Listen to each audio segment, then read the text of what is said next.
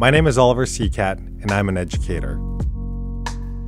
Tonight, I invited some of my friends, a diverse, multi-generational group of teachers, entrepreneurs, politicians, and dreamers, over to my home for dinner to talk and to listen.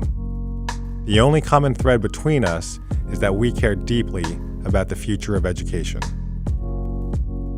Thank you for coming to this dinner. This is totally awkward. I want to name it from the very beginning that there's cameras here, okay? What I want us to do, though, is to have a conversation about how education can improve in our country. If you're to send your kid to school, or your brother or your sister, what do you ultimately want them to get out of it?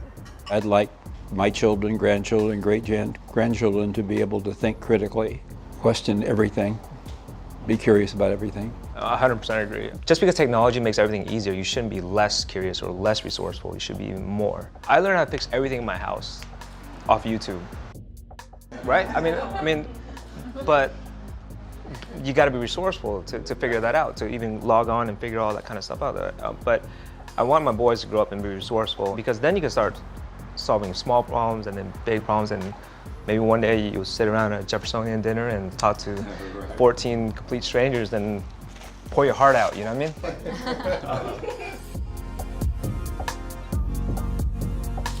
Growing up in South Central in the 80s, I had to walk through 3 different gangs just to get to school. I know most people don't understand gangs, but when you're from a certain community and you have those friends that'll come to your aid at a beck and call, it's a powerful thing. We looked up to the drug dealers and the gangbangers, and we emulated them, and we one day became them. You grow up in that type of environment, that's all you know.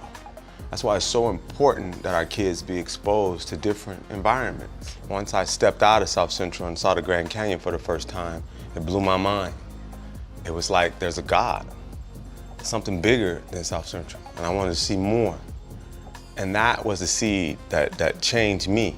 So environment is definitely educational, and some of the kids in the inner city, that's what they need. They need to be removed from that environment, even if it's for a day, even if it's for a month. I think that right there will make the biggest difference in any kid's life, because it made the biggest difference in mine.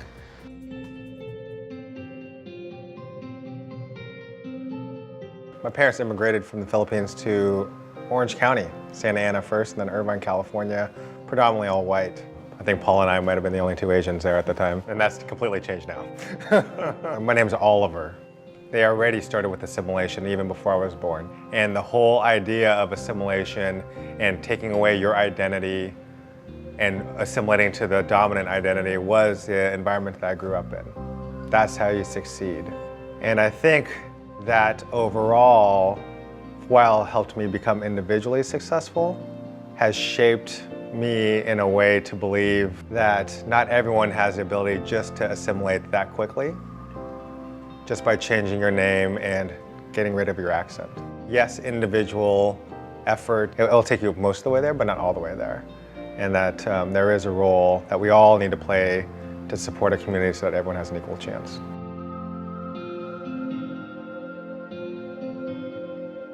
My parents did the exact same thing you did. Actually, they named me after the Pope.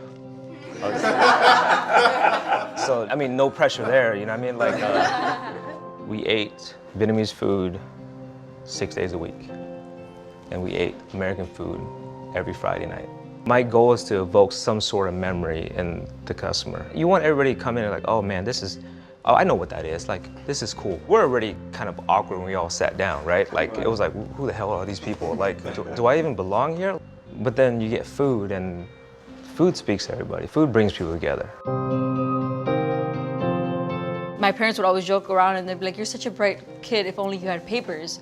And me being like little, I was like, what does that mean? After 9/11, it's when it finally clicked, because I heard the term immigration a lot more and I understood who I was.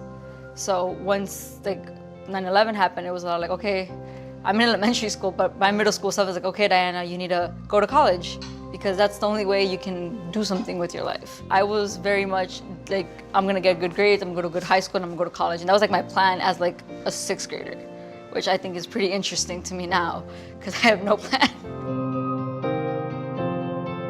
My father taught me to listen more than I talk, which isn't always easy, but to try to listen to people and their experiences and know that and try to be empathetic. If we can educate each other on getting to know the people around us and be empathetic and put ourselves in other people's shoes, I think the future of, say, education, if we want to say education of the world, is going to be in pretty good shape.